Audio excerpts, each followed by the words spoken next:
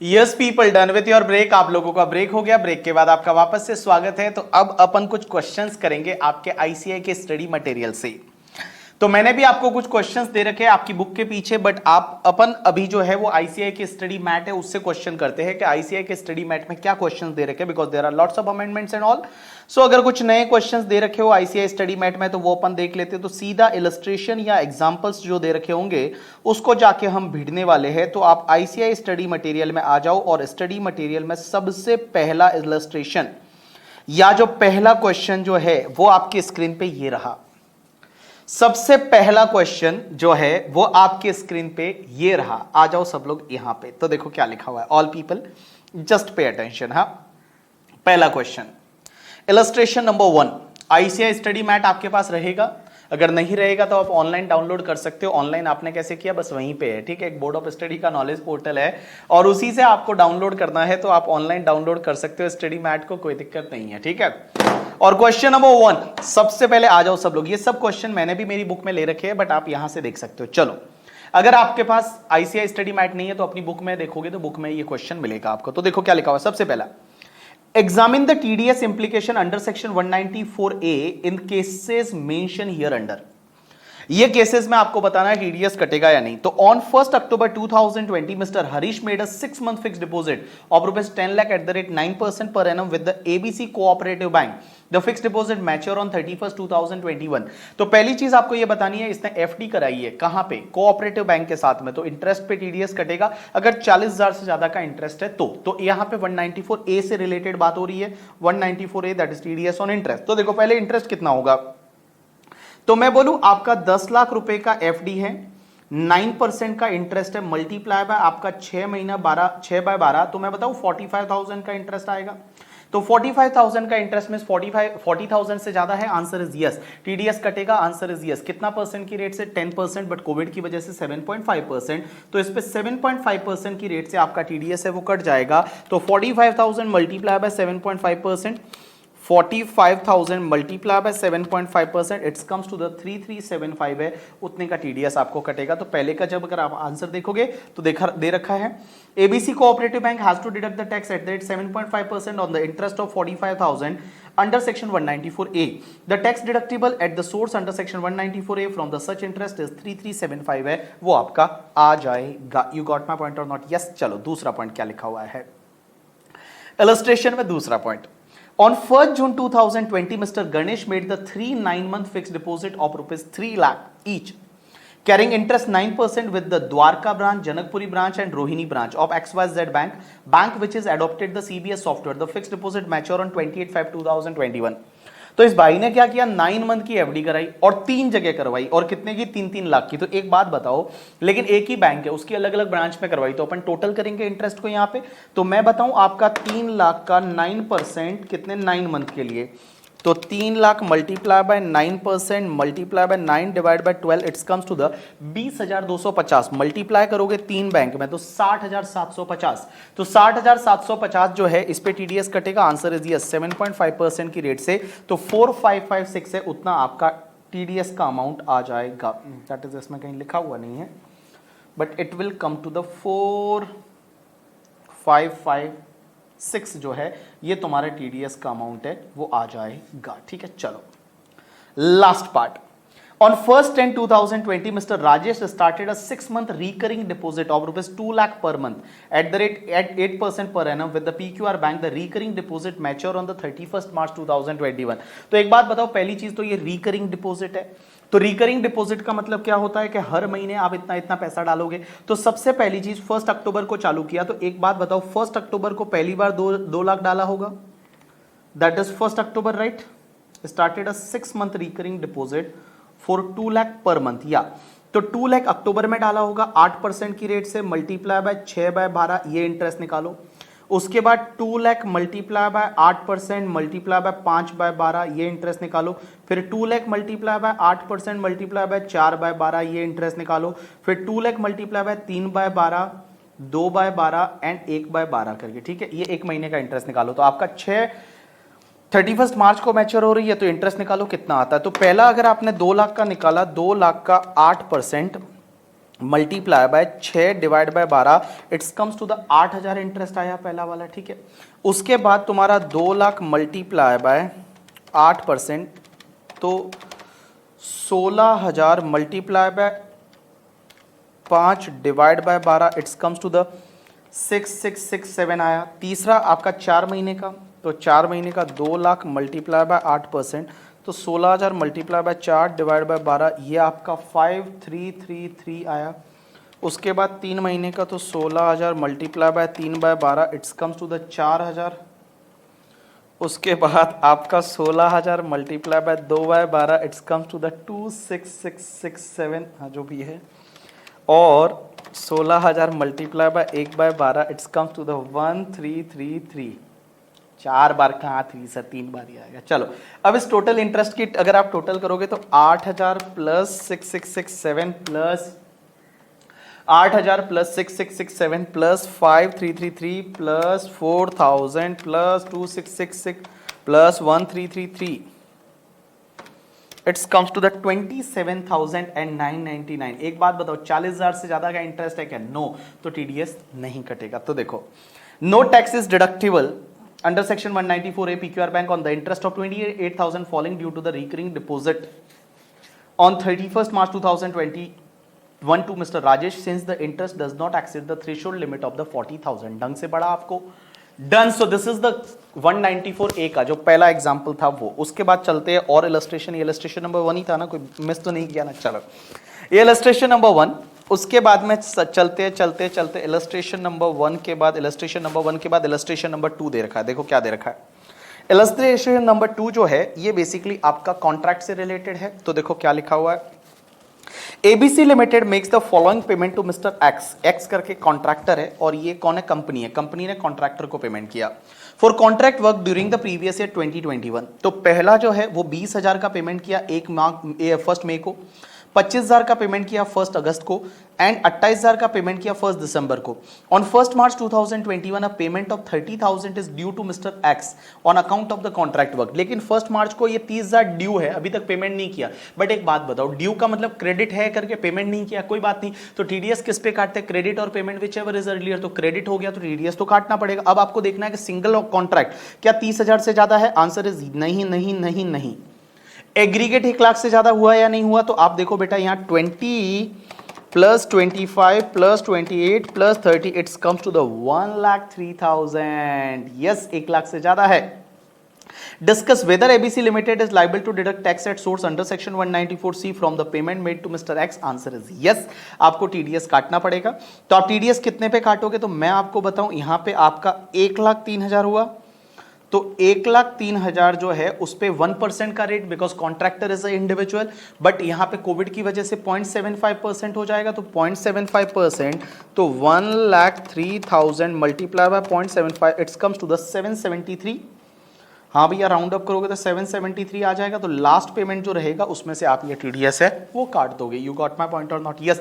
देखो पहले तो टीडीएस काटना ही नहीं था, बट जैसे ही एग्रीगेट 1 लाख से ज्यादा हुआ आपको टीडीएस काटना पड़ेगा पूरे पे, ठीक है। तो आप इसका जब पढ़ोगे एक्सप्लेनेशन आपको इजीली समझ में आ जाएगा, जैसा मैंने आपको एग्जांपल में समझाया भी था। चलो उसके बाद इलस्ट्रेशन नंबर 2 हुआ। इलस्ट्रेशन नंबर 3 पे आ जाओ और देखो क्या लिखा हुआ है।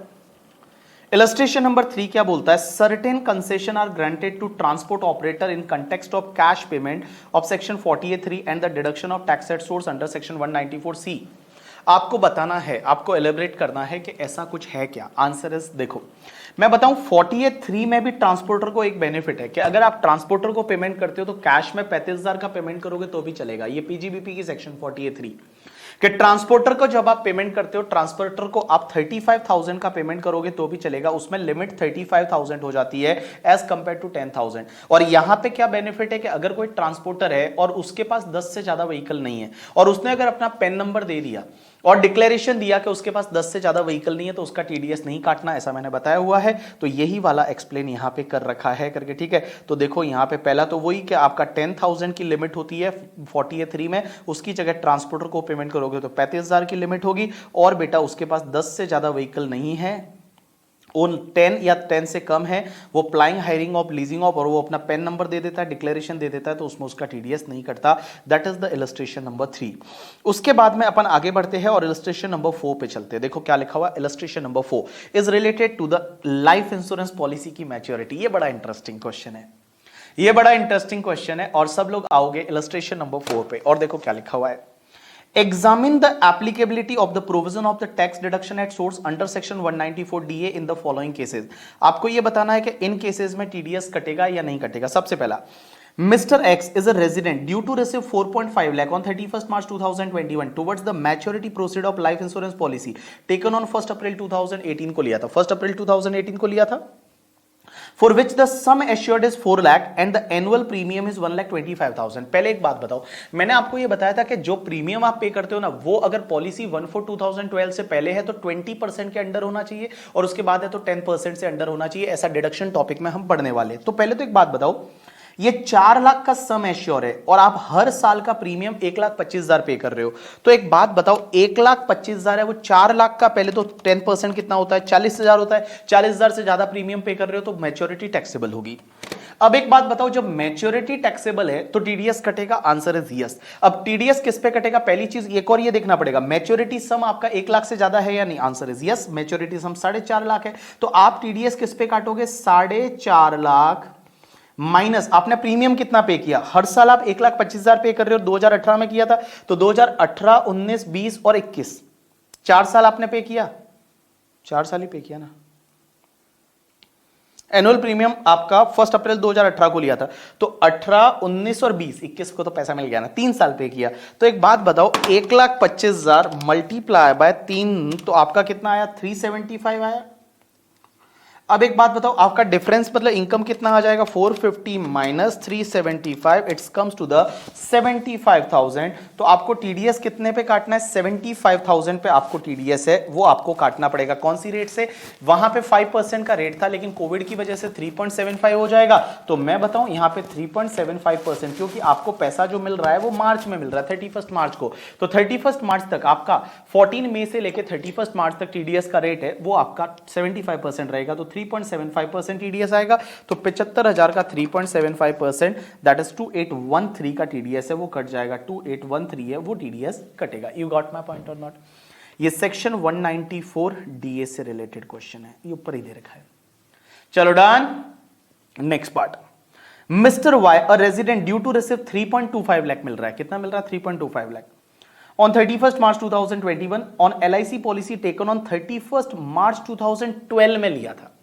तो 1 अप्रैल 2012 से पहले लिया, पहले लिमिट 20% था कि पॉलिसी वैल्यू का 20% तक प्रीमियम चलेगा, उससे ज्यादा भरा तो ही टैक्सेबल होगा। अब एक बात बताओ, आपने 3 लाख का सम एश्योर्ड था और प्रीमियम आपने 30,100 भरा था, तो मैं बताऊं 30,100, तो 3 लाख का 20% कितना होता है आपका, 60,000 तक प्रीमियम पे कर सकते थे तो भी एग्जेम्प्ट होता। आपने तो 60,000 से कम पे किया है, तो मैं बताऊं यहां पे मैच्योरिटी एग्जेम्प्ट है, और मैच्योरिटी एग्जेम्प्ट है अंडर सेक्शन 1010D, और 1010D में जब मैच्योरिटी एग्जेम्प्ट है तो ऑब्वियसली जब आपका मैच्योरिटी जो है वो मैच्योरिटी यहां पे एग्जेम्प्ट है, maturity is not taxable. So when maturity is not taxable there is no need to deduct the TDS, TDS काटने की जरूरत नहीं है। Next part, Mr. Z, a resident, is due to receive 95,000 on 1/8/2020 towards maturity proceed of LIC taken on 1/8/2014। Sum assured 90,000 था, premium है 10,000। तो देखो premium तो 10% से ज्यादा है, तो भैया टैक्सेबल तो होगा, लेकिन टीडीएस काटना पड़ेगा। टीडीएस तभी काटना पड़ता है जब मैच्योरिटी सम 1 लाख या उससे ज्यादा है। यहां पे मैच्योरिटी सम है वो आपका सिर्फ 95,000 है, तो आपको टीडीएस काटने की जरूरत है, आंसर इज नो। इस केस में आपको टीडीएस काटने की जरूरत नहीं है, बिकॉज मैच्योरिटी सम जो है दैट इज द आपका ओनली 95,000। अगर 1 लाख या 1 लाख से ज्यादा होता तो टीडीएस काटना है, अदरवाइज आपको टीडीएस काटने की जरूरत नहीं है। You got my point or not? Yes. चलो, तो आपको ये रीड करना है तो आप रीड कर दो, that is the illustration number 4। Illustration number 5, illustration number 5 देखो, इलस्ट्रेशन नंबर 5 पे आ जाओ सब लोग। सब बहुत अच्छे क्वेश्चन है, अगर आपने ढंग से पढ़ाई की है, और मैं बोल रहा हूं रिवाइज करते रहो, इस टॉपिक को रिवाइज किया है तो आपसे सब क्वेश्चन हो जाएंगे और एग्जाम में भी आपसे सब क्वेश्चन हो जाएंगे। देखो क्या लिखा हुआ है इलस्ट्रेशन नंबर 5 में, Calculate the amount of tax to be deducted on the payment made to the Ricky Ponting, Australian cricketer non-resident in India by newspaper for contribution of article of 25,000, 25,000 का article दिया। तो मैं बताऊं, अगर आप non resident sports person, sports association या entertainer को payment करते हो, जो नॉन सिटीजन ऑफ इंडिया भी होना चाहिए, ठीक है। अभी रिकी पॉन्टिंग तो ऑस्ट्रेलियन क्रिकेटर है, इसने मान लो न्यूज़पेपर में आर्टिकल दिया, उसका 25,000 का पेमेंट किया, टीडीएस कटेगा? Answer is yes. कौन सी रेट से कटेगा? 20%। लेकिन आपको याद रखना, नॉन रेजिडेंट फॉरेन कंपनी को जब भी पेमेंट करते हो तो health and education cess consider करना पड़ता है। तो मैं बताऊं 20% की रेट में आप 4% जोड़ोगे तो 20.8% से आपको क्या करना पड़ेगा? 20.8% है, वो 20.8% से आपको यहां पे 20.8% है, वो 20.8% से टीडीएस काटना पड़ेगा। तो मैं बताऊं 25,000 multiply by 20.8%, it's comes to the 52,000 है, वो 52,000 आपका टीडीएस 5,200 है, उतना आपको टीडीएस है वो काटना पड़ेगा। डन। चलो, this is the illustration number 5। उसके बाद अपन चलते हैं इलस्ट्रेशन नंबर 6 पे। यस, इलस्ट्रेशन नंबर 6 पे।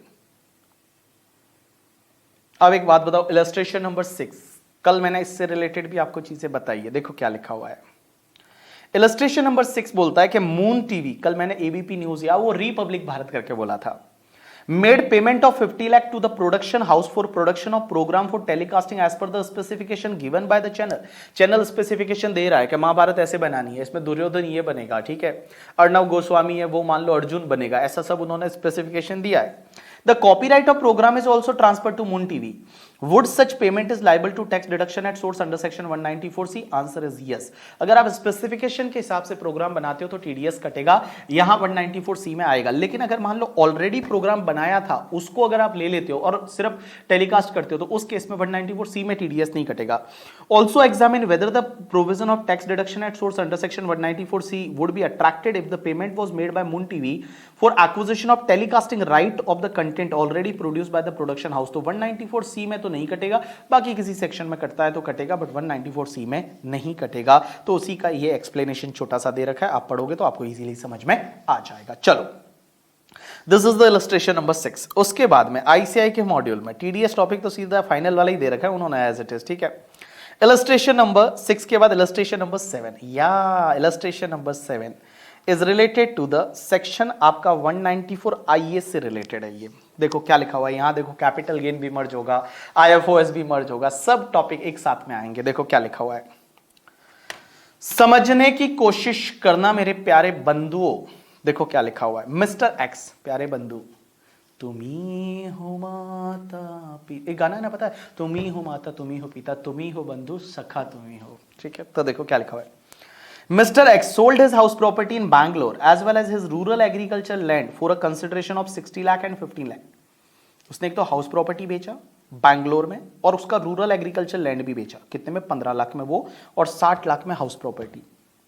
To mister Y on 1/8/2020 he has purchased the house and land in the year 2019 for 40 lakh and 10 lakh respectively। मतलब उसने 60 में जो बेचा वो 40 में खरीदा था, और जो 15 में बेचा वो 10 में खरीदा था। The stamp duty value as on the date of transfer, transfer की डेट पे स्टैम्प ड्यूटी वैल्यू है वो 85 लाख है। मींस ट्रांसफर की डेट पे जो स्टैम्प ड्यूटी वैल्यू है, that stamp duty value is 85 lakh. 85 lakh SDV है, एंड दूसरे का 20 lakh respectively of the house property and rural agriculture land respectively. Examine tax implication in hands of mister X and mister Y and the TDS implication if any in hands of Mr. Y assuming that both Mr. X and Mr. Y are resident Indian। तो पहले तो बोला tax implication बताओ, और फिर आपको बोला कि भैया एक काम करो आप, पहला तो इन्होंने बोला कि टैक्स इंप्लीकेशन बताओ, और दूसरा इन्होंने ये बोला कि भैया, दूसरा उन्होंने बोला कि टीडीएस आएगा या नहीं आएगा। तो देखो एक बात बताऊं, यहां पे हो क्या रहा है, एक तो घर बिक रहा है और एक तो ये हाउस प्रॉपर्टी, ठीक है।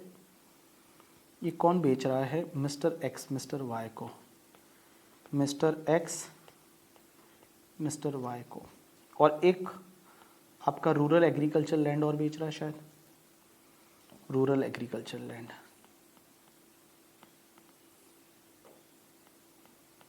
अब एक बात बताओ, रूरल एग्रीकल्चर लैंड भी बेच रहा है और साथ में घर भी बेच रहा है, कितने पे बेच रहा है? सेलिंग प्राइस में बताऊं आपका जो था, दैट इज इसका 60 लाख और इसका 15 लाख। तो सेलिंग प्राइस इसका 60 लाख और इसका सेलिंग प्राइस 15 लाख, और इसकी कॉस्ट कितनी थी, तो अगर मैं कॉस्ट बोलूं तो इसका कॉस्ट था कितना, 40 और 10, और इसका 10। और मैं एक बात बताऊं, इन्होंने खरीदा 2019 में था, तो शॉर्ट टर्म होगा या। अब इसका एसडीवी दे रखा है, that is stamp duty value है 85 है और 20 है। एक बात बताओ, पहली चीज तो इसका जो स्टैम्प ड्यूटी वैल्यू है एसडीवी 85 लाख है और इसका जो है वो 20 लाख है। चलो पहले अगर मैं बात करूं कैपिटल गेन की, तो ये रूरल एग्रीकल्चर लैंड तो कैपिटल असेट ही नहीं होता ना।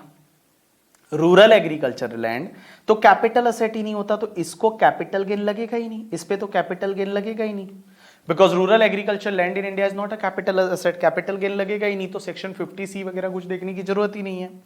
और इसके हाथ में आईएफओएस में क्या 56(2)(10) लगेगा क्या, याद आया आईएफओएस में 56(2)(10) वो गिफ्ट वाला चार्ट पढ़ाया था, तो वो भी नहीं लगेगा, क्योंकि बेटा कैपिटल असेट है तो ही 56(2)(10) लगता है, जब कैपिटल असेट ही नहीं है तो 56(2)(10) नहीं लगेगा।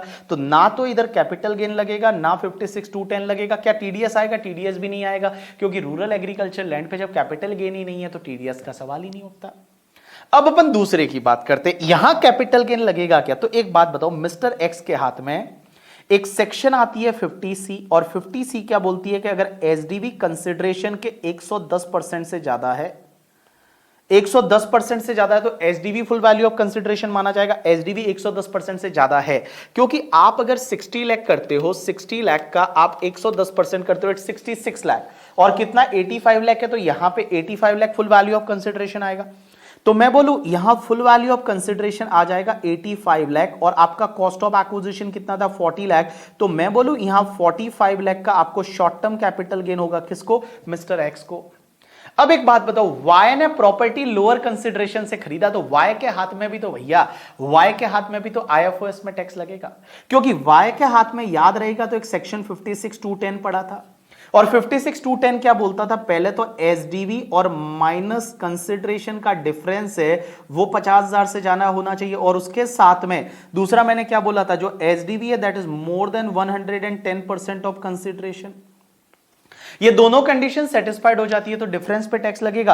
अब मुझे एक बात बताओ, एसडीवी आपका कितना है, तो एसडीवी 85 है, और यहां पे आपका कंसिडरेशन कितना है 60 है, तो एसडीवी और कंसिडरेशन का डिफरेंस है वो कितना है तुम्हारा 25 लाख है, और बेटा एसडीवी 110% से ज्यादा है कंसिडरेशन से, आंसर इज यस। तो मैं बोलूं 25 लाख इसके हाथ में आईएफओएस में टैक्स लग जाएगा, आईएफओएस में टैक्स लगेगा अंडर सेक्शन 56(2)(10) में टैक्स लग जाएगा आईएफओएस में, it will be taxable under IFOS 56(2)(10) में टैक्स लग जाएगा। अब एक और चीज समझना, सर टीडीएस आएगा या नहीं, आंसर इज यस। एक सेक्शन अपन ने पढ़ी थी कल 194 आइए, एक इमूवेबल प्रॉपर्टी एक्वायर करते हो, कंसिडरेशन 50 लाख या उससे ज्यादा है तो 1% की रेट से टीडीएस काटेंगे, लेकिन कोविड की वजह से 0.75%। तो मैं एक बात बताऊं, यहां कंसिडरेशन कितना है, यहां कंसिडरेशन 60 लाख है, यहां एसडीवी से कोई मतलब नहीं है, तो यहां पे जो बंदा मिस्टर वाई है वो टीडीएस भी काटेगा कितना, 60 लाख पे 0.75%।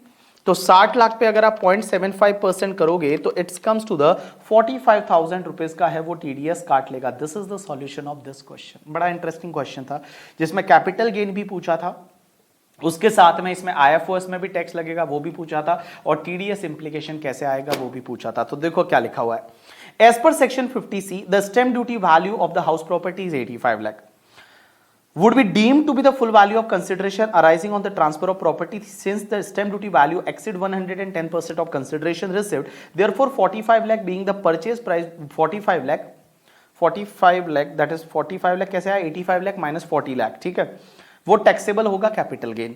Since the rural agriculture land is not a capital asset तो कैपिटल गेन नहीं लगेगा। अब अगर आप वाई के हाथ में देखोगे तो वाई के हाथ में in case of immovable property received as inadequate consideration difference between stamp duty value and actual consideration would be taxable under section 56(2)(10) if such difference exceed the higher of 50,000 or 10% of consideration. Therefore 25 lakh है वो आपके IFOS में taxable हो जाएगा since agriculture land is not a capital asset, क्योंकि 56(2)(10) IFOS में तभी लगता है जब जो असेट आपको मिल रही है वो कैपिटल एसेट है। अगर जो असेट आपको मिल रही है वो कैपिटल एसेट नहीं है, अगर जो असेट आपको मिल रही है वो कैपिटल एसेट नहीं है तो 56(2)(10) नहीं लगता है, ठीक है। तो यहां पे क्या दे रखा है, Since agricultural land is not a capital asset, the provision of section 56 to 10 is not attracted in respect of receipt of agricultural land for inadequate consideration, since the definition of property under section 56 to 10 include only capital assets specified thereunder. सिर्फ capital asset ही cover होती है. अब एक चीज समझना यहाँ पे all people, TDS implication in hands of mister Y. Y को क्या टीडीएस काटना पड़ेगा? Answer is yes. 60 लाख पे काटना पड़ेगा 194 आईए में 0.75% की रेट से. Since the sale consideration of house properties exceed 50 lakh करके, ठीक है, मतलब एक्सीड 50 लाख नहीं लिखना चाहिए था, यहाँ पे ऐसा लिखना चाहिए था 50 लाख और मोर करके, बिकॉज एग्जैक्टली 50 लाख है तो भी टीडीएस कटता है उस सेक्शन में. तो the sale consideration of house property is a 50 lakh और मोर. Mr. Y is required to deduct tax at source under section 194 IA. The tax to be deducted under section 194 IA would be the 45,000. TDS provision under section 194 IA not attracted in respect of transfer of rural agriculture land. अगर transfer किया तो उस पे 194 IA में TDS नहीं आता है. ठीक है, चलो done. This is the illustration number आपका 7. उसके बाद इलस्ट्रेशन नंबर 8. इलस्ट्रेशन नंबर 8 देखो, जब अपन ने सेक्शन पढ़ी सबसे रिलेटेड क्वेश्चंस है वो आईसीआई ने दे रखे हैं. तो देखो इलस्ट्रेशन नंबर 8 क्या बोलता है. इलस्ट्रेशन नंबर 8 बोलता है कि mister X is a salaried individual pays rent of 55,000 per month to mister Y from June 2020. तो पहली चीज तो ये सैलरीड इंडिविजुअल है, मतलब लास्ट ईयर में इसका कोई बिजनेस वगैरह है नहीं, सैलरीड इंडिविजुअल है. वो रेंट कितना दे रहा है? 55,000 पर मंथ का वाई को. कब से? जून से. Is he is required to deduct TDS. क्या उसको टीडीएस काटना? ये कौन सा वाला पता? इमूवेबल प्रॉपर्टी भाड़े पे लिया. इमूवेबल प्रॉपर्टी 194 आईबी की बात कर रहा है. If so then when he is required to deduct tax and also compute the amount of tax to be deducted at source. तो बेटा जून से उसने भाड़े पे लिया, तो एक बात बताओ, एक घर जून से भाड़े पे लिया तो मुझे एक बात बताओ, 55,000 रुपए का भाड़ा है पर मंथ का, 50,000 से ज्यादा है, और जून से लिया तो जून जुलाई अगस्त सितंबर अक्टूबर नवंबर दिसंबर जैन फेब और मार्च, कितने 10 महीने हो गए. तो 10 महीने का रेंट कितना आता है? तो मैं बताऊं 55,000 मल्टीप्लाई बाय 10 महीने का 5,50,000 रेंट आ गया. अब एक बात बताओ, 5,50,000 जो रेंट है उस पे आपको टीडीएस काटना पड़ेगा. उस पे आपको टीडीएस काटना पड़ेगा कौन सी रेट से? 5% की रेट से. बट अगर कोविड की वजह से 31 मार्च 2021 तक है और 31 मार्च 2021 लास्ट मंथ के रेंट से टीडीएस काटना पड़ेगा, तो रेट हो जाएगी 3.75%. तो बेटा 5,50,000 पे 3.75%, इट्स कम्स टू द 20,625 रुपया है, उतने का टीडीएस काटना पड़ेगा. जो 20,625 रुपया है वो 20,625 रुपए का आपको टीडीएस है, वो टीडीएस काटना पड़ेगा मार्च मंथ के रेंट से. कौन से मंथ के रेंट से? मार्च मंथ के रेंट से. अब एक और चीज समझना, would your answer change if mister Y vacated the premises on 31 दिसंबर. अगर 31 दिसंबर को खाली कर दिया तो दिसंबर के मंथ से काटना पड़ेगा. तो दिसंबर के मंथ से काटना पड़ेगा तो जून जुलाई अगस्त सितंबर अक्टूबर नवंबर एंड दिसंबर 7 महीना. तो मैं बोलूं 55,000 मल्टीप्लाई बाय 7 महीना, तो 55,000 multiply by 7 it's comes to the 3,85,000 और 3,85,000 पे 3.75% की रेट से टीडीएस. तो 3.75% इट्स कम्स टू द आपका 14,438 रुपीज का टीडीएस है, वो दिसंबर मंथ के रेंट से काटना पड़ेगा. ठीक है. Also would your answer mister Y does not provide the PAN. देखो पेन नहीं देगा तो 20% से कटेगा, पेन नहीं देगा तो 20% से कटेगा, लेकिन बेटा 20% से कटेगा, लेकिन वो तुम्हारे लास्ट मंथ के रेंट से ज्यादा नहीं हो सकता. तो अगर मान लो इस वाले एग्जांपल में मैं बात करूं कि अगर पेन नंबर नहीं दिया, तो पेन नंबर नहीं दिया तो 5,50,000 पे 20% काटोगे तो 5,50,000 पे 20% कम्स टू द 1,10,000. बट 1,10,000 तो अपने पास रेंट ही नहीं है देने को, तो हम सिर्फ 55,000 का टीडीएस काट लेंगे. कितना? 55,000 जो लास्ट मंथ का रेंट रहेगा उतना हम टीडीएस काट लेंगे. अब एक और चीज समझना, अगर मान लो इस वाले एग्जांपल में 385 वाले में ऐसा है तो 385 में हम क्या करेंगे कि 3,85,000 जो है 3,85,000 जो है उसका कितना 20% आप करने जाओगे तो 385 का 20% कम्स टू द 77,000 और 77,000 जो है उतना आपको टीडीएस काटना है. बट आपके पास तो सिर्फ काटने को कितना है? 55,000. तो लास्ट मंथ का रेंट में 55,000 आप टीडीएस काट लोगे. This is the illustration number 8 आपका. तो आप चाहिए तो इसका सॉल्यूशन एक बार ढंग से देख लो, आप चाहिए तो एक बार इसका सॉल्यूशन देख लो.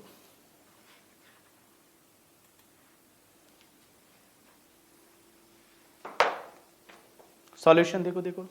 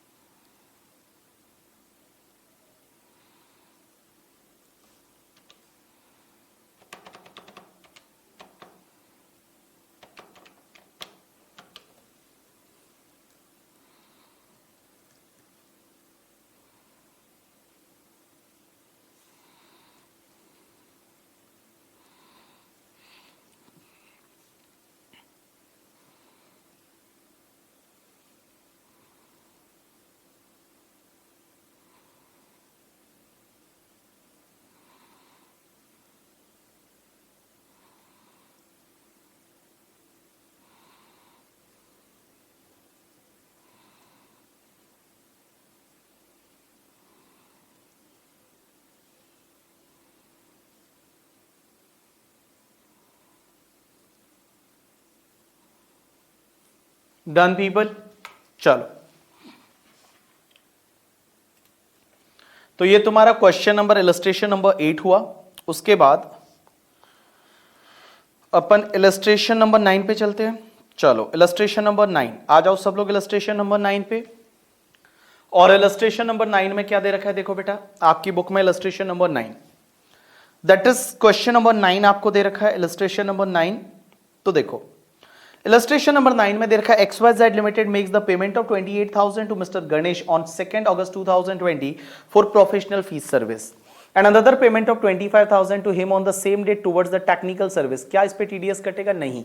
बिकॉज आपको मैंने बताया था कि जब भी आप किसी को प्रोफेशनल फीस का, technical service, royalty, non compete fees का पेमेंट करते हो, जो तो 30,000 का लिमिट है ना, वो इंडिविजुअल नेचर पे लगता है। मींस प्रोफेशनल फीस के लिए 30 अलग से, टेक्निकल फीस के लिए 30 अलग से, रॉयल्टी के लिए 30 अलग से, नॉन कम्पीट फीस के लिए 30 अलग से। तो सब पे अलग अलग लिमिट है वो लगती है, सब पे एक साथ में लिमिट नहीं लगती, दैट इज सेपरेटली लिमिट लगती है। 30,000 प्रोफेशनल फीस पे, 30,000 टेक्निकल फीस पे, 30,000 रॉयल्टी पे एंड 30,000 नॉन कम्पीट फीस पे। ठीक है, चलो उसके बाद में आगे बढ़ते हैं और तुम्हारा इलस्ट्रेशन नंबर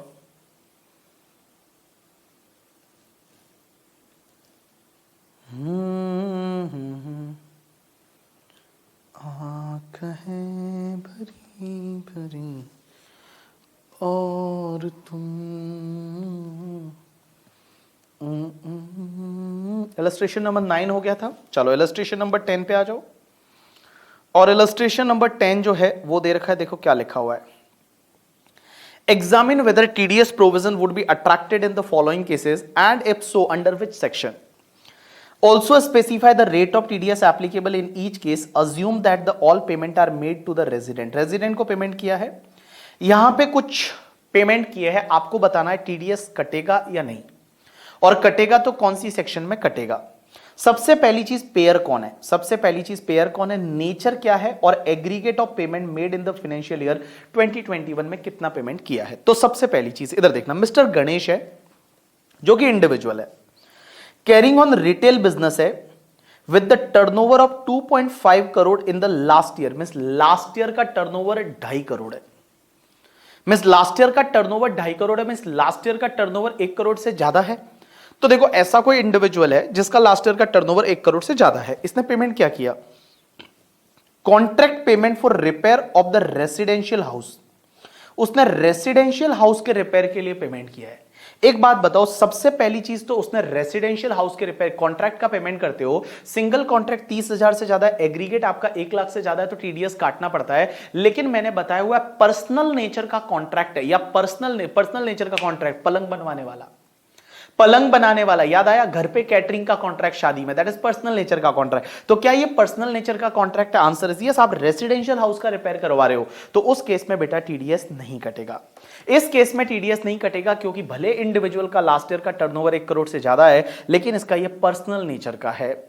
अब एक बात समझो, उस सेक्शन में तो नहीं कटा, क्या 194M में कटेगा? 194M में तो तब कटता जब उसने किसी को 50 लाख से ज्यादा का पेमेंट किया होता। यहां 50 लाख से ज्यादा का नहीं है तो 194M में भी नहीं कटेगा। Next part, payment of commission to mister Walish for the business purpose. Business purpose commission दिया किसको? वैलिश को। अब एक बात बताओ, कोई इंडिविजुअल एचयूए में किसी को कमीशन देता है, लास्ट ईयर में उसका जो है वो टर्नओवर 1 करोड़ से ज्यादा था, कमीशन दिया, 194H में आएगा। कमीशन ब्रोकरेज है वो 194H में आता है। एक तो डी वाला आ जाता है इंश्योरेंस एजेंट का, और एक गैम्बलिंग सिखाता है लॉटरी एजेंट जी वाला। तो 194G 194D के बाद जो कमीशन ब्रोकरेज है 194H में आता है।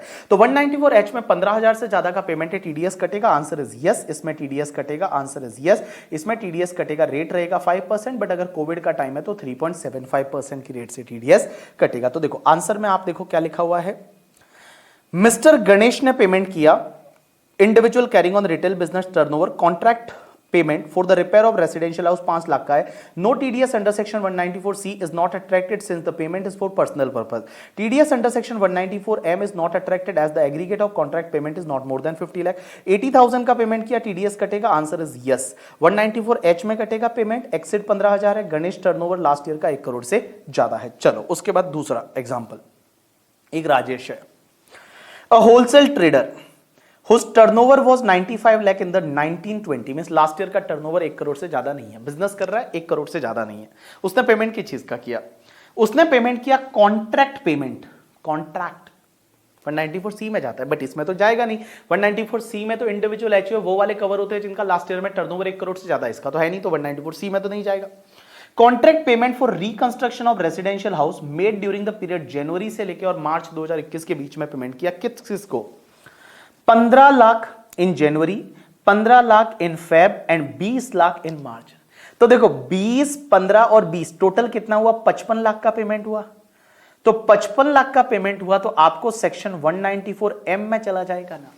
194M जो लास्ट सेक्शन ब्रेक से पहले अपन ने पढ़ी थी कि अगर कोई इंडिविजुअल एचयूएफ जो 194C में 194 तुम्हारे क्या बोलते हैं H में 194J में कवर नहीं होते, वो यहां कवर होंगे। और इन्होंने अगर 50 लाख से ज्यादा का किसी को भी पेमेंट किया तो टीडीएस कटेगा। तो इसमें कटेगा, आंसर इज यस 5% की रेट से। बट अगर कोविड वाला पीरियड है, यस कोविड वाला पीरियड है, तो आपको इसमें 3.75% की रेट से टीडीएस कट जाएगा। तो जो भी 55 लाख है, 55 लाख का 3.75% it's comes to the 2 lakh.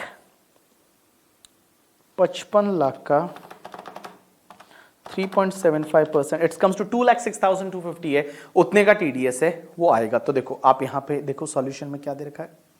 Mister Rajesh ने contract payment for reconstruction of residential house 55 lakh का पेमेंट किया, यस अंडर सेक्शन 194M।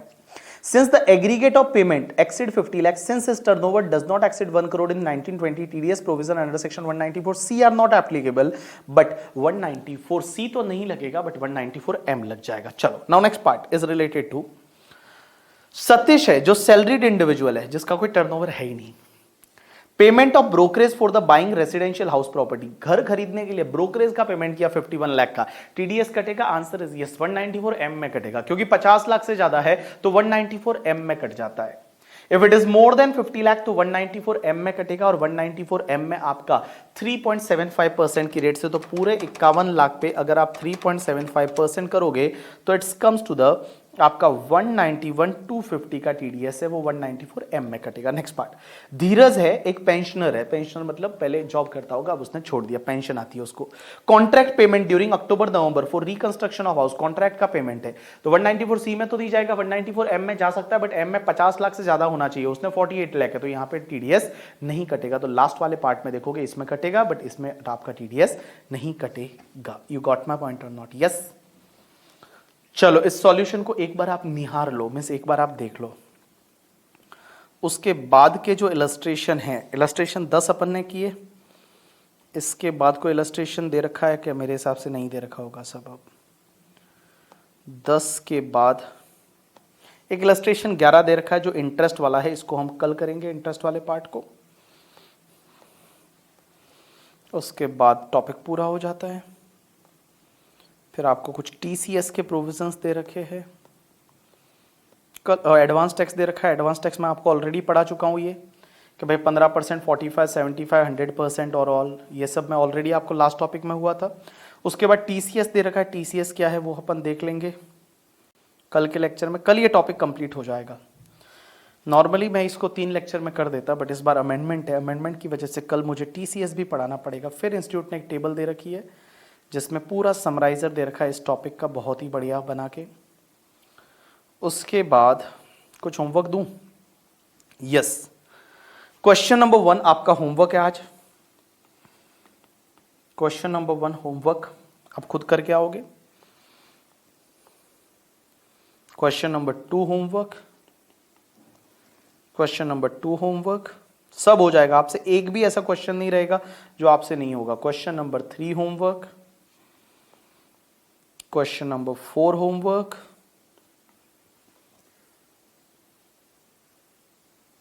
सब हो जाएगा आपसे।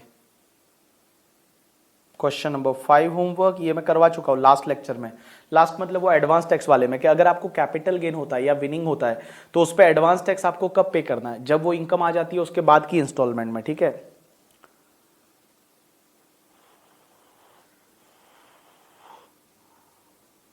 क्वेश्चन नंबर 6 होमवर्क, ये भी हो जाएगा।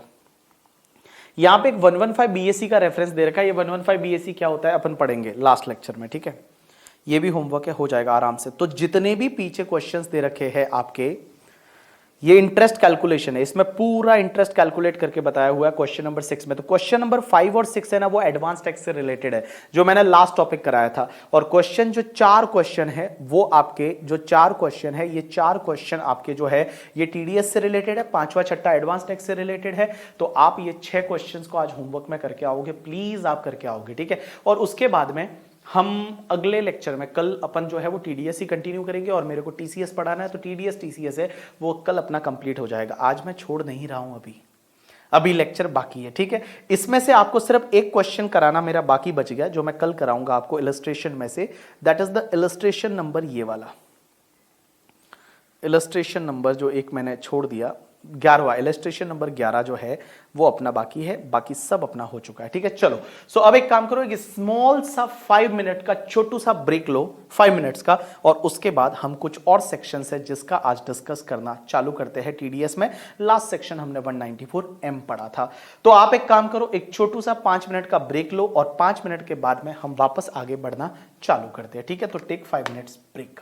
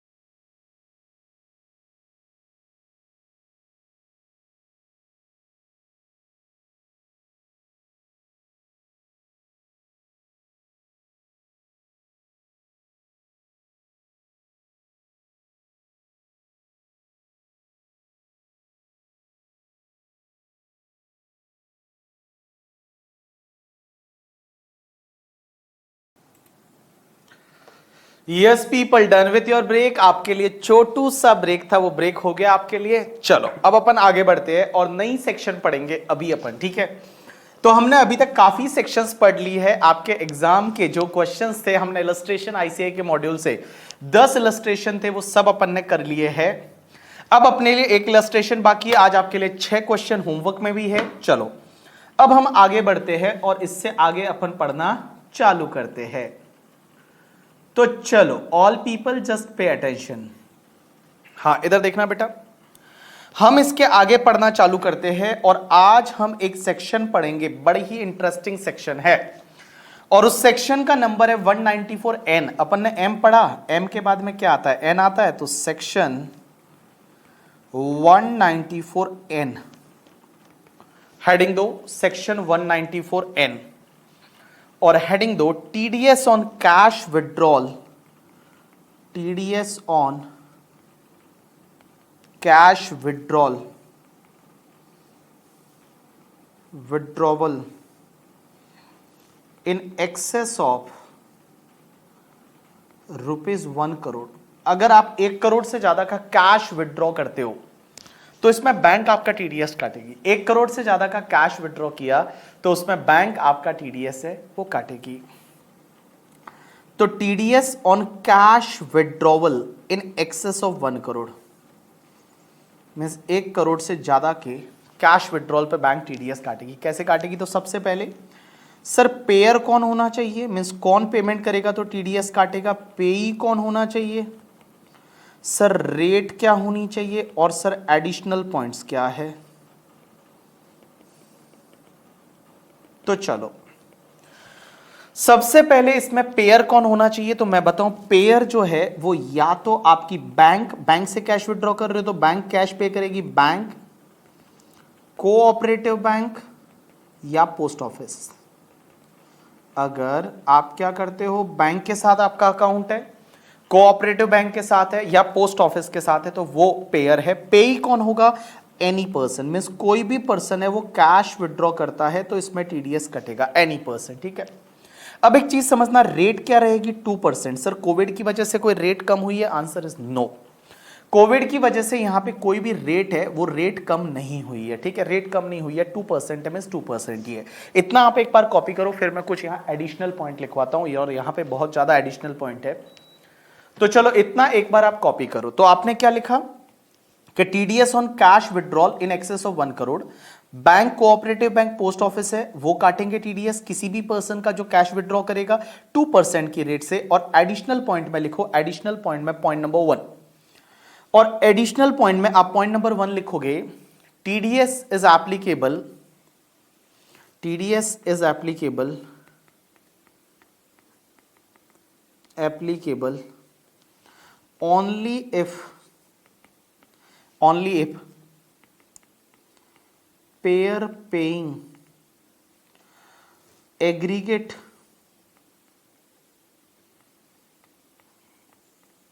amount in cash,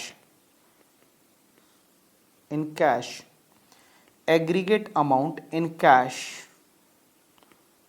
more than 1 crore. TDS is applicable only if payer paying aggregate amount in cash more than 1 crore, in previous year from one or more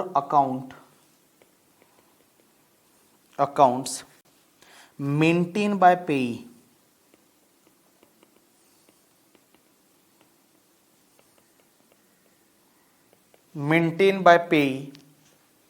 with payer,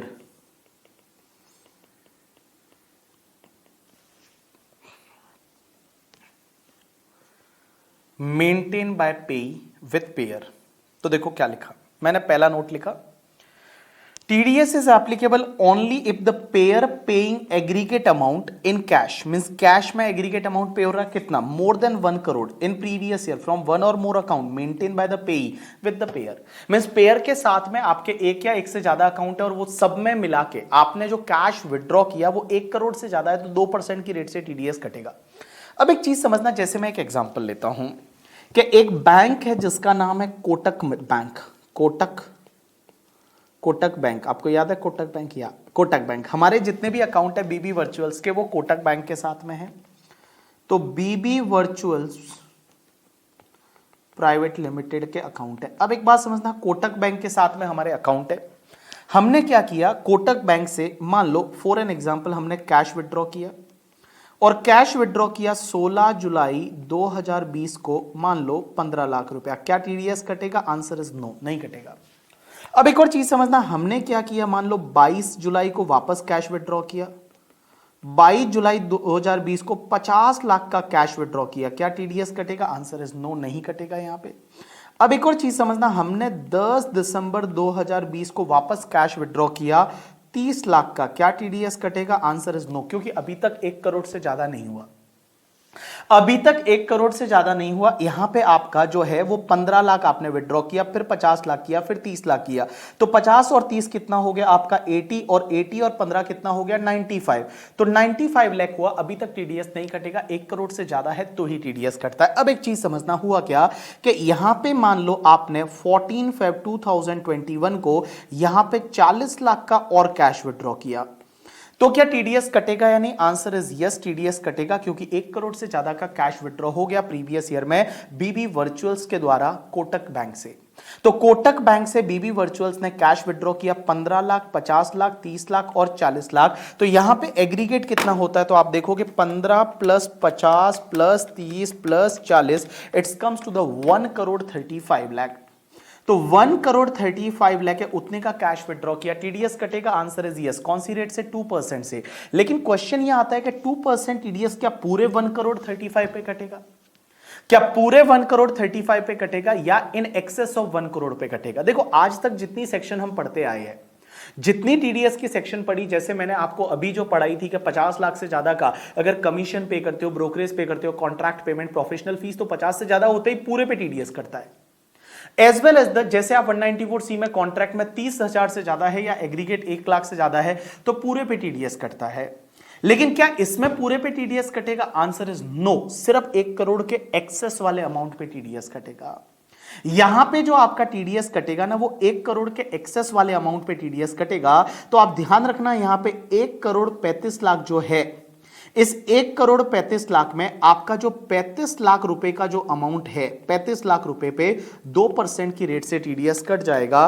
तो 35 लाख रुपए का 2%, it's comes to the 70,000। ये 70,000 रुपया आपका bank TDS काटेगी। तो in simple word बोलूं, इस section में अगर देखो, पहली चीज कौन पेयर कौन होना चाहिए? Bank, cooperative bank, post office. पेई कौन होना चाहिए? Any person. रेट क्या है? 2%। TDS is applicable only if the payer paying aggregate amount in cash more than 1 crore in previous year from one or more account maintained by the payee with the payer। तो 1 करोड़ से ज्यादा का cash payment है तो ही TDS काटना है, और वो भी 1 करोड़ से ज्यादा वाले पे काटना है, इन एक्सेस अमाउंट पे काटना है। ऐसा मैं लिखवाऊंगा एक नोट में, डोंट वरी अबाउट दैट। ऐसा मैं लिखवाऊंगा कि जो एक्सेस वाला अमाउंट रहेगा उस एक्सेस वाले अमाउंट पे ही TDS काटना है, पूरे 1 करोड़ 35 लाख पे नहीं काटना। अब यहाँ पे बहुत सारे लोग कंफ्यूज भी है करके, ठीक है, बहुत सारे अगर आप लोग देखोगे कि मार्केट में कोई लोग बोलते नहीं 1 करोड़ 35 लाख पे काटना चाहिए, बट नहीं। अगर आप बेयर एक्ट का लैंग्वेज पढ़ोगे तो उसमें ये लिखा हुआ है, अगर आप एक्ट में जाके देखोगे तो वहां पे भी ऐसा लिखा हुआ है कि any payment made in excess of 1 crore then TDS is required to be deducted on such sum का मतलब यहां in excess of 1 करोड़ से है, तो 1 करोड़ से एक्सेस वाला अमाउंट रहेगा उस पे आपको TDS है वो काटना पड़ेगा। कौन सी रेट से? 2% की रेट से। कौन सी रेट से? 2%। अब एक चीज समझना, एक चीज यहां पे अमेंडमेंट आई इस साल, और वो अमेंडमेंट क्या आई पहले मैं लिखवा देता हूं, उसके बाद में आपको मैं वो अमेंडमेंट समझा दूंगा। तो पॉइंट नंबर 1 आपने लिख लिया, उसके बाद पॉइंट नंबर 2 लिखो, उसके बाद लिखो पॉइंट नंबर 2। पॉइंट नंबर 1 के बाद पॉइंट नंबर 2 लिखो if payee has not filed the return, if payee has not filed the return, if payee has not filed the return of income, एक बार लिख लो फिर आप कॉपी मारना, आप एक बार लिख लो फिर मैं समझाता हूं। if payee has not filed the return of income for all the 3 assessment years, of all the 3 assessment years relevant to to previous years, relevant to previous years for which time limit to file the return under section, time limit to file the return under section 139(1) has expired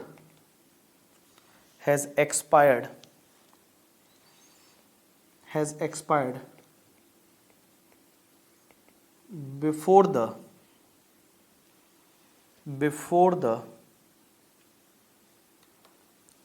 the previous year in which payment is made,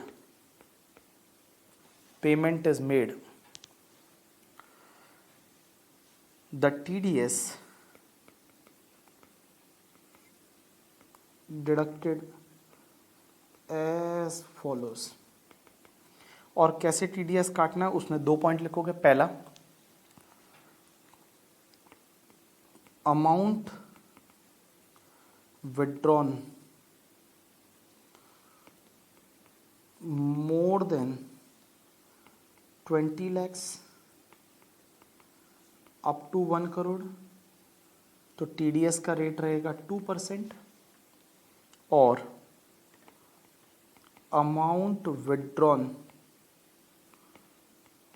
more than 1 crore, तो TDS का rate रहेगा 5%। चलो copy करो इसको copy करो। आपने क्या लिखा मैं फिर आपको समझाऊंगा, पहले इसको कॉपी करो। मैं एक बार वापस रीड कर रहा हूं। A payee has not filed the return of income for all the 3 assessment year relevant to the previous year for which the time limit to file the return under section 139(1) has expired। Miss 139(1) में जो time limit है return file करने की वो expire हो गई है before the previous year in which payment is made. TDS deductible as follows. कैसे करना पड़ेगा? Amount withdrawn more than 20 lakh up to 1 crore तो 2%, और बेटा 1 करोड़ से ज्यादा है तो 5%। इसको कॉपी करो एक बार आप सब।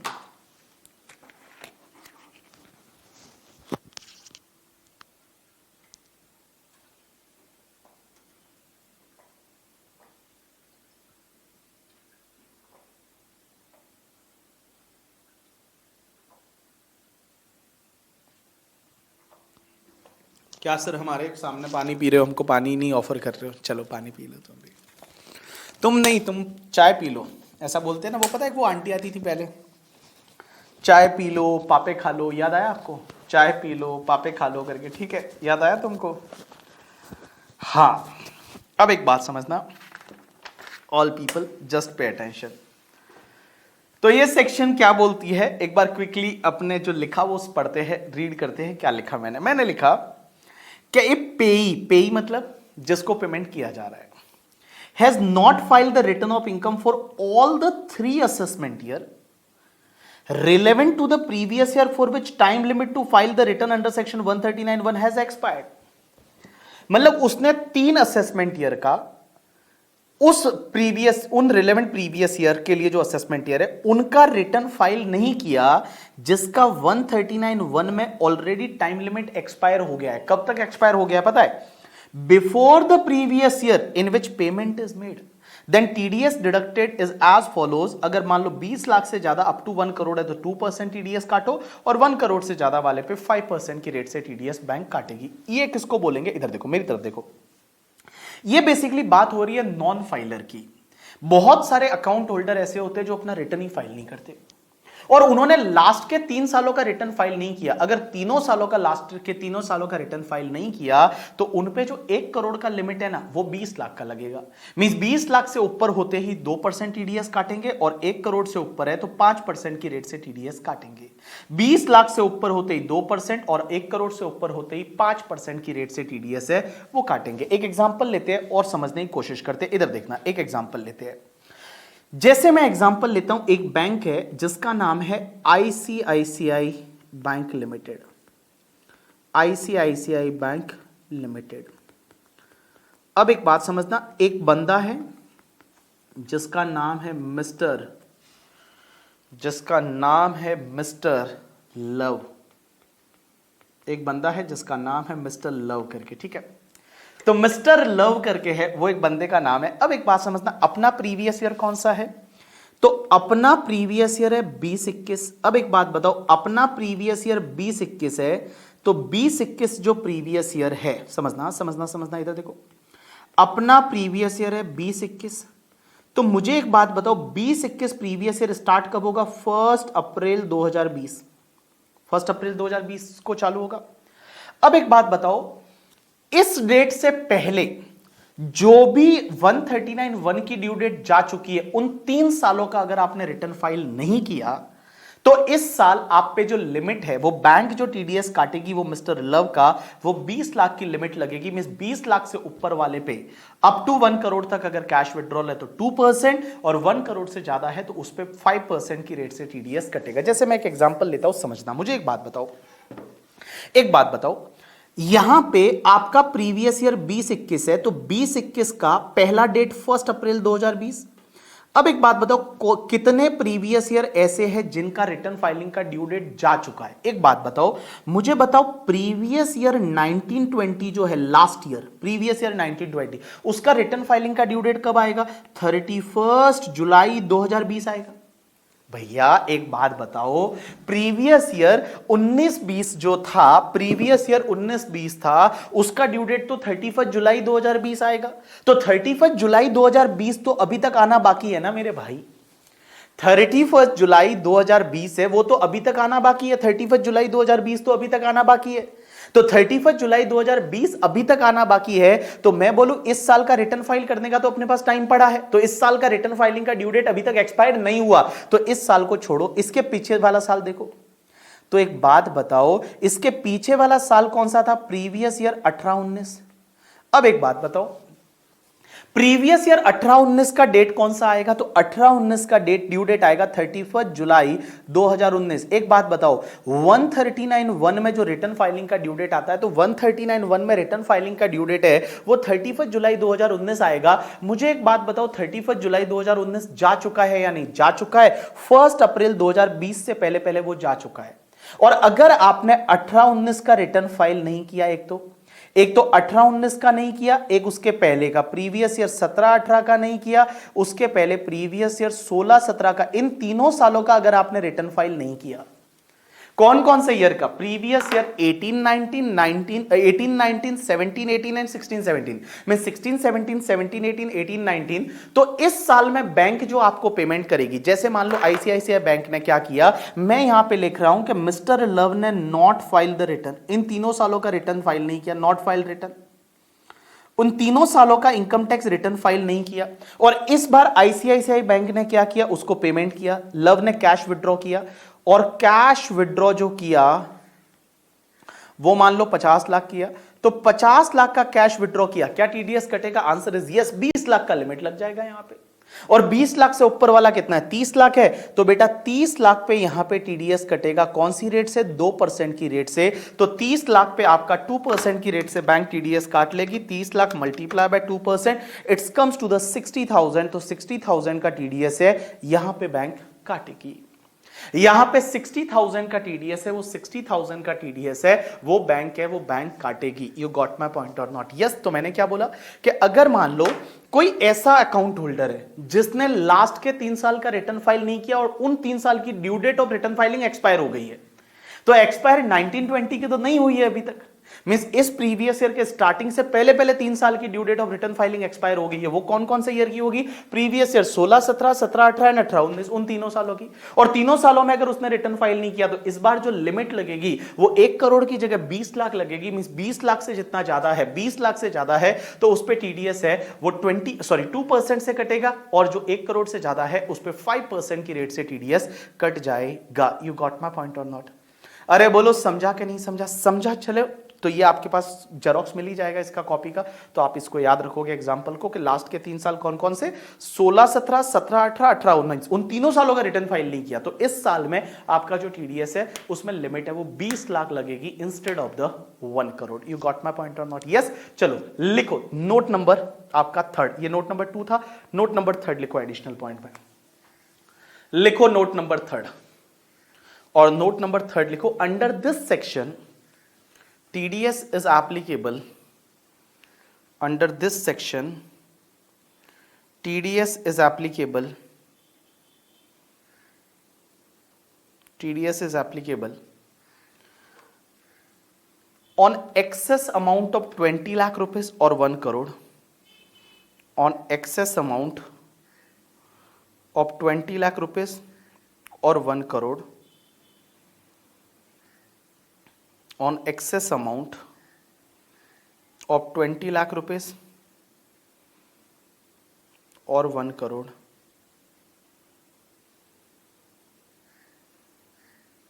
₹20 lakh or 1 crore, as the case may be, as the case may be, as the case may be.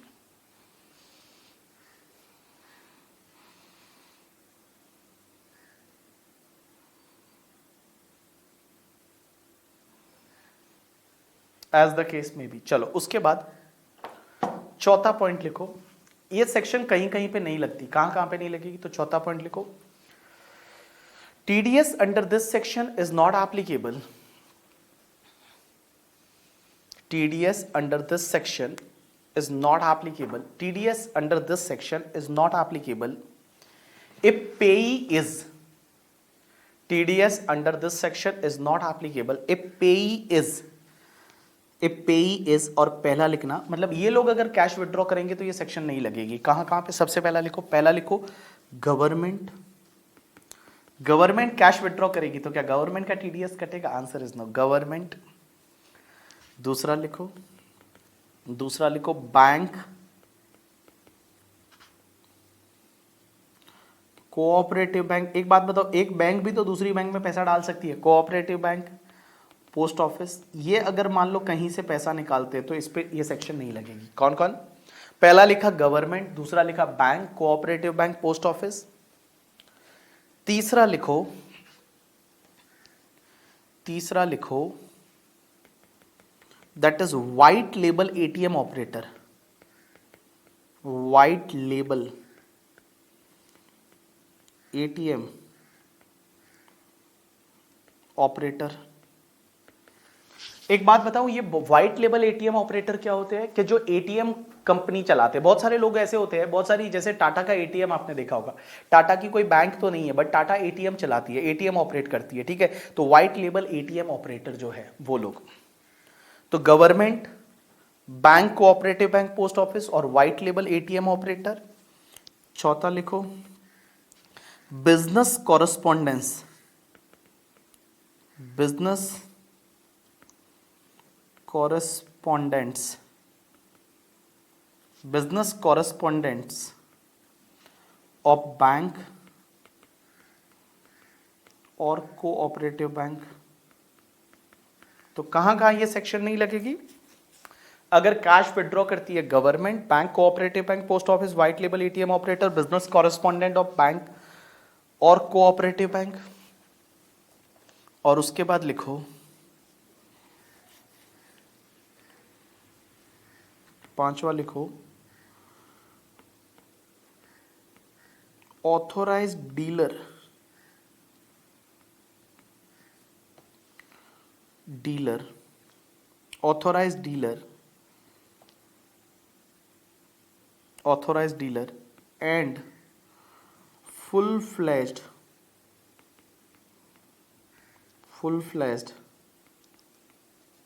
money changer, authorized dealer and full-fledged money changer license by RBI। ये लोग होते हैं ना जो आरबीआई से फुल फ्लैज ऑथोराइज्ड डीलर, जो money changer होते हैं, जो आपके पैसे बदलते हैं डॉलर के बदले रुपीस, तो वो तो कैश विड्रॉ करेंगे ही।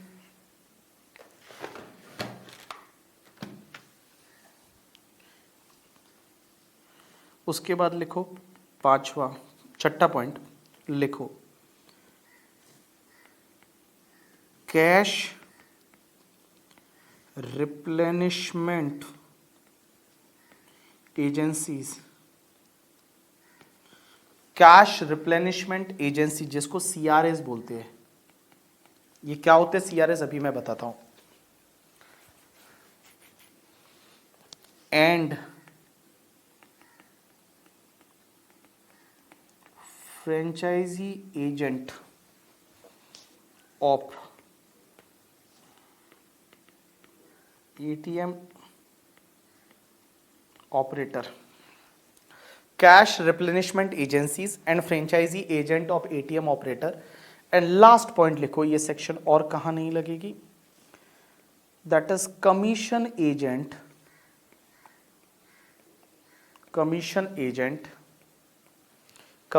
एजेंट और ट्रेडर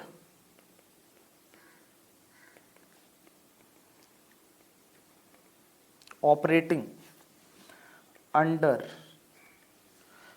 APMC। पता है APMC क्या होता है? That is agriculture produce market committee. Operating under agriculture